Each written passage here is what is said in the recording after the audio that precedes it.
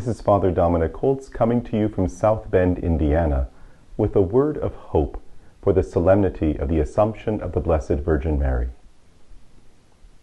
For the ancient Greeks, death was just the end. Human existence had no more hope after death. To be sure, they thought that the shades, the ghosts of those who had died, would go to the underworld, most to live out the rest of eternity in a gloomy existence. A small few, the heroes they called them, would go to the Blessed Islands, there to live a peaceful existence, also in the underworld, but not properly a human one, no longer embodied. A very, very small few on their view, those who were demigods, those who were sired by the gods from on high, were given a special grace to come to live in Olympus with the other gods on high. But even those, like Hercules, had to shed the last remnants of their humanity, in his case to have his body literally burned away, everything that was human destroyed, utterly destroyed, so that only that which was divine would enter into the heavenly realms. It's perhaps no surprise then the people of Corinth were so resistant to the idea of the resurrection. They had accepted Christ on their view, but they hadn't yet learned how to accept the full truth of the Christian revelation. And so Paul, in today's second reading, is responding to this confusion.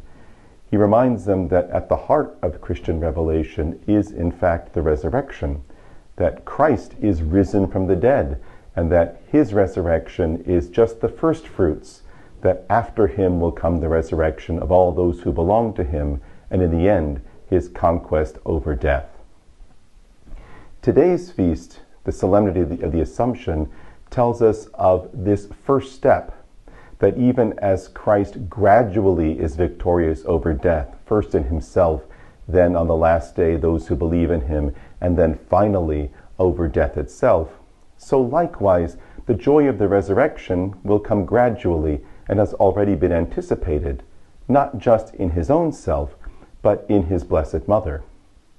So the mystery of the Assumption, then, is not a mystery of something special about the Virgin alone, although by her special grace and by God's particular favor, she was allowed to experience the life of the resurrection even before the final victory over death.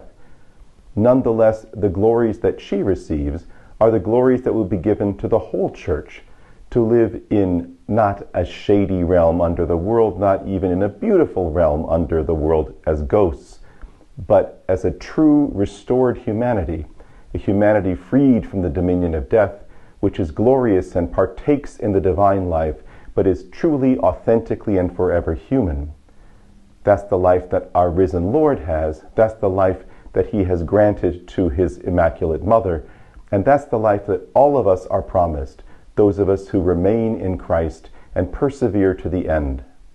And that, my brothers and sisters, is a word of hope.